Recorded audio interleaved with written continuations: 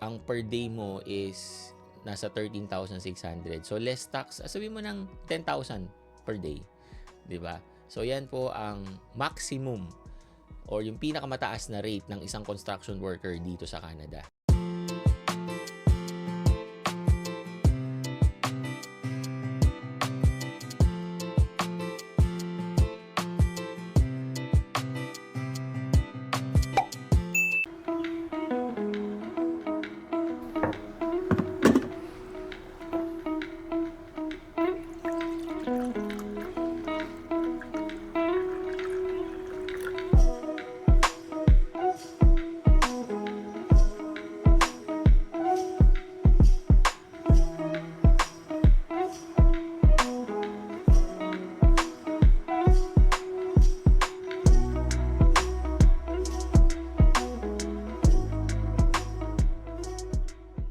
Hello guys, Nardino TV here and we are back with another video.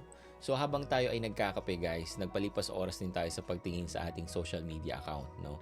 At may nakita akong post ng isang kababayan natin na nandito rin sa Canada. And based sa kanyang profile guys, I think siya ay isang construction worker dito. At yung isang post niya, nakakatuwa kasi pinakita niya kung ano daw ang mga suot ng mga construction worker dito sa Canada. So, meron daw naka-jacket na Jordan, naka-North Face, naka-Levi's na pants, and then naka-Timberland na sapatos. So, kung titignan mo, lahat branded, no? And totoo yan guys, at hindi lang sa damit, hindi lang sa gadget. Makikita nyo din guys sa mga sasakyan, sa mga bahay. Magaganda talaga at can afford sila. And syempre, kumbaga, ang magiging thinking nyo naman is, utang naman yan, no? Well, I want to share with you guys na dito sa Canada, napaka-importante sa amin ang pag-utang, no? Kasi diyan kami nagbi-build ng aming credit score. At yung credit score, guys, napaka-importante niyan dito para yan yung magiging basis ng mga bangko kung pauutangin kanila o hindi, no?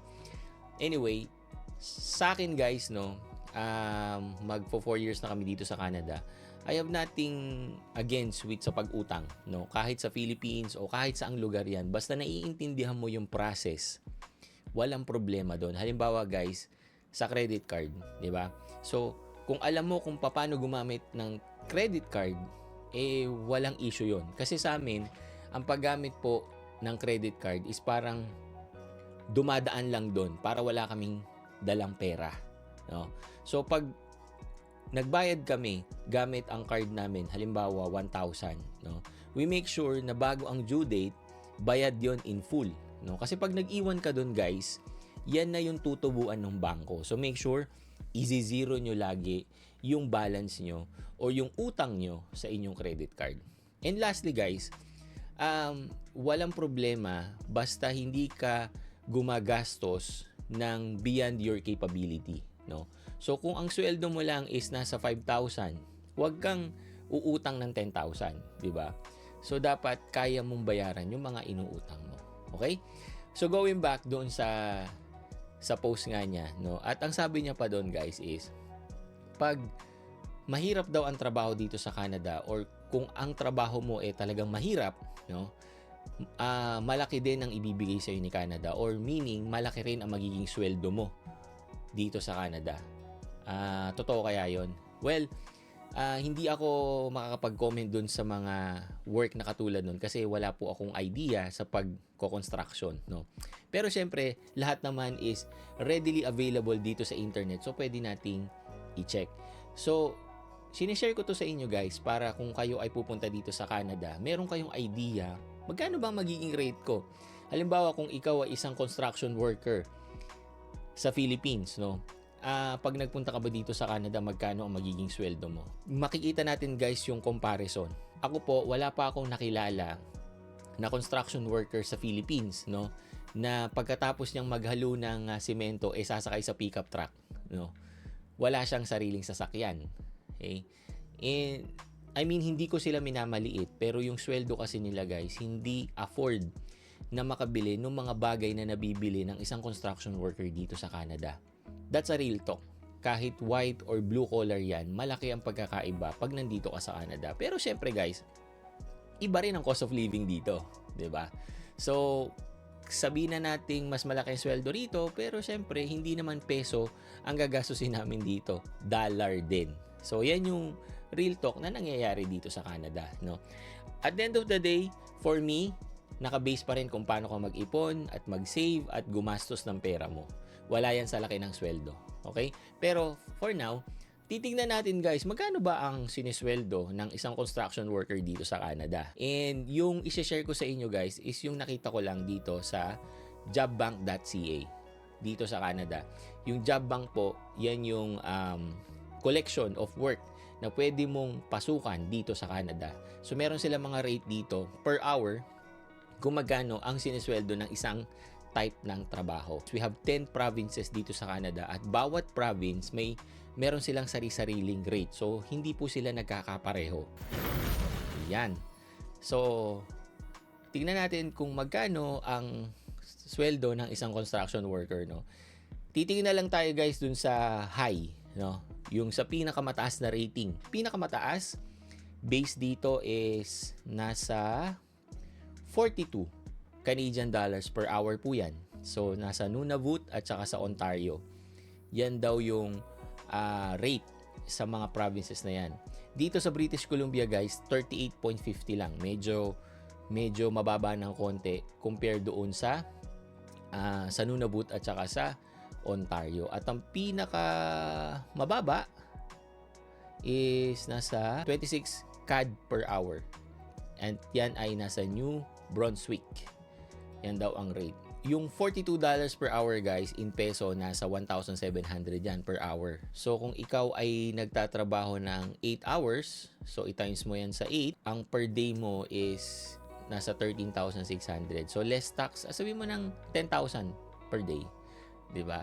So yan po ang maximum or yung pinakamataas na rate ng isang construction worker dito sa Canada. So nalaman natin yung rate guys, no? Pero bakit ba mataas, no? Kasi nga they are dealing with physical work guys and they are exposed to a lot of elements, no? Umulan, bumagyo, nakikita ko dito kasi nga dito lang sa amin guys, marami pong construction dito, maraming rerouting kasi nga inaayos yung aming SkyTrain, yung mga bridge namin dito.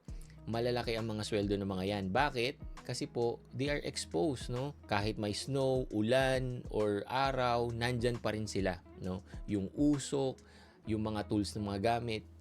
Ano yan guys? Kumbaga they are prone to accident, di ba? Kaya tingin ko, no, hindi lang yung base pay or yung per hour ang malaki guys. Malaki din kasi yung hazard pay nila. Meron nga ako nakitang isang article guys na marami daw dito sa Canada na pagkatapos mag high school, hindi na pumupunta ng college guys or hindi na nagtatapos ng college. Straight sila guys sa pagtatrabaho and ang mostly pinapasukan nila ng mga work is yung pagko-construction. Kasi nga daw, malaki daw yung bayad, no? Pero again, hindi nila naiintindihan na pag nakapagtapos sila ng pag-aaral or nagkaroon sila ng degree, mas malaki pa yung pwede nilang makuha. Right? So ngayon guys, ipapakita ko naman sa inyo kung magkano naman yung possible na maging sweldo nyo if you are on the other side. Yung mga non-physical naman, yung parang work natin na nasa laptop lang tayo, 'di ba? So ipapakita ko rin sa inyo guys kung ano yung rate dito sa Canada. So since nasa database administration tayo or nasa data scientist tayo na work, yan yung ipapakita ko sa inyo na rate, no?